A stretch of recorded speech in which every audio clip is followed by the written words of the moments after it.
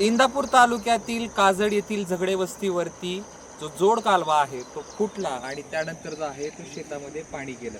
खरं तर जो कालव्यातनं पाणी येताना जे आपल्याला दिसतंय त्याचं आवर्तन बंद आहे. मात्र वरच्या भागामध्ये मोठ्या प्रमाणात पाऊस पडला आणि त्यानंतर हे पाणी जे आहे ते कालव्याद्वारे या गावामध्ये आलं आणि या ठिकाणी कालवा फुटल्यानं जे आहे ते पाणी लोकांच्या शेतामध्ये जाऊ लागले. आता बघू शकतो आवर्तन नसताना, आवर्तन वरून बंद असताना ही परिस्थिती आहे. जर आवर्तन खुलं असतं, आवर्तन सुरू असतं तर काय परिस्थिती झाली असती. अगदी जसं आवर्तन सुरू आहे अशा प्रकारचं जे आहे ते पाणी या ठिकाणून वाहत आहे. आपल्यासोबत इथले काही शेतकरी आहेत, आपण त्यांच्याशी बातचीत करूयात. दादा मला सांगा, हे कधीपासून पाणी जे आहे ते कधी कालवा फुटला आणि कधीपासून अशा पद्धतीनं पाणी वाहतं? आता रात्री संध्याकाळी 7-8 वाजल्यापासून पाऊस सुरू झाला होता. पहाटे 3च्या दरम्यान ज्यावेळेस घरातून बाहेर आलो त्यावेळेस पाऊलच पाण्यात पडलं, म्हणजे एवढं पाणी आलं होतं वस्तीमध्ये. मग पाहिलं तर इथं कॅनल फुटलेला होता.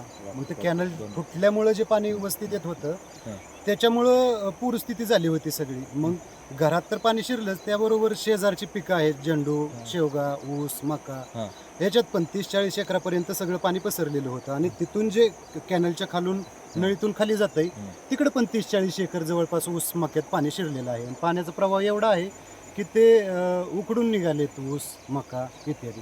खरं तर हे जे पाणी आहे ना ते हे पाणी कालवा फुटल्यामुळं हे पुढं संसरला जातं आणि संसरच्या अनेक ठिकाणी जो आहे तो घरामध्ये पाणी शिरलेलं आहे. काका मला सांगा, ही परिस्थिती आवर्तन बंद असताना, बरोबर आहे का?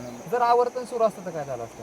आवर्तन सुरू असतं तर आमची घरच वाहून गेली असती पाणी. बरं. काहीच राहिलं नसतं आमच्या घरात. आता फक्त पाणीच घरात शिरलं या आणि बाकीचं आमचं काय खाद्याचं ह्याचं सगळं नुकसान झालेलं आहे. बरं.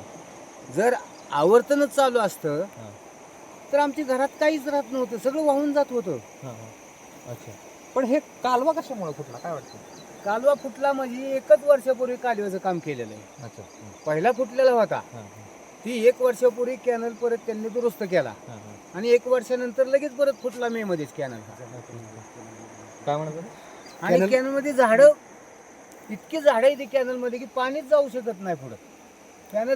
कॅनलची स्वच्छता 1-2 वर्षाला करायला पाहिजे, पण पाठीमागील 10-12 वर्षापासून कॅनल स्वच्छ झालं नाही. त्याच्यामुळे बघू शकतो आपण एवढी मोठी झाडं झालेत आहेत कॅनलमध्ये. ह्या मोठ्या झाडांना पाणी अडतं आणि त्याच्यामुळे कॅनल फुटतो. त्याच्या आधी 10-12 वर्षापूर्वी कधी असं झालं नव्हतं, पण हे झाडं मध्ये जे कॅनलमध्ये वाढलेत त्याच्यामुळं कॅनल फुटण्याची सारखीच घटना घडते.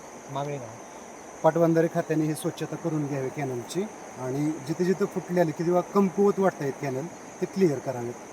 त्याच्यामुळे जे नुकसान भरपाई झालेली आहे ती भरपाई द्यावी. आणि अजून एक, जी पहिली 2 मोरी होत्या परत तिसरी टाकली त्यांनी 1 वर्षापूर्वी. त्या तिसऱ्या मोरीमुळे सुद्धा पाणी त्यात बसू शकत नाही कॅनल फुटल्यामुळे. अजून एक आम्हाला मोरीच लागते अशीच. आपण खरं तरी बघू, म्हणजे दाखवूयात प्रेक्षकांना, हे पाणी आवर्तन सुरू नसतानाच आहे.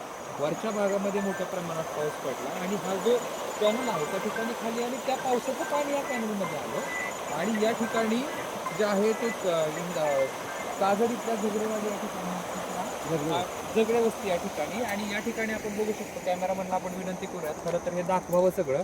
या ठिकाणी आपण बघू शकतो की हा जो जोड काय त्याला म्हणतात, जोड कॅनल आहे त्याच ठिकाणी बघू शकतो आपण मोठ्या प्रमाणात जो आहे तो पाण्याचा प्रवाह येवा बघू शकतो आपण. तिथं त्या ठिकाणी जो आहे तो कॅनल फुटलेला आहे, जोड कालवा जो आहे तो फुटलेला आहे.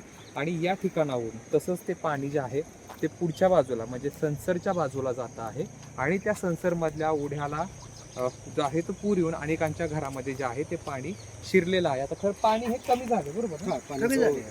सकाळीपासून पाऊस नाही त्याच्यामुळं पाणी कमी पाणी कमी झालं. आणि 15 वर्षापासून कॅनलला आवर्तनच नाही आलेलं. 15 वर्ष झाली आवर्तनच नाही कॅनलला, पाणीच नाही. कसं आलं कधीच? फक्त आमचं नुकसान होतंय, फायदा काहीच नाही शेतकऱ्याला. फायदा काही नाही आम्हाला याचा, फक्त नुकसानच आहे आमचं.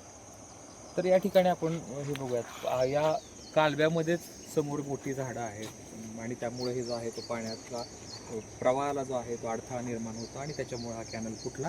तर खरं तर याच्यावरती काहीतरी उपाययोजना करणं गरजेचं आहे आणि शेतकऱ्यांची मागणी आहे की आमचे नुकसान भरपाई द्यावी. खरं तर याचं आवर्तन बंद असताना देखील इतक्या मोठ्या प्रमाणात शेतकऱ्यांचं जे आहे ते नुकसान झालेलं आहे.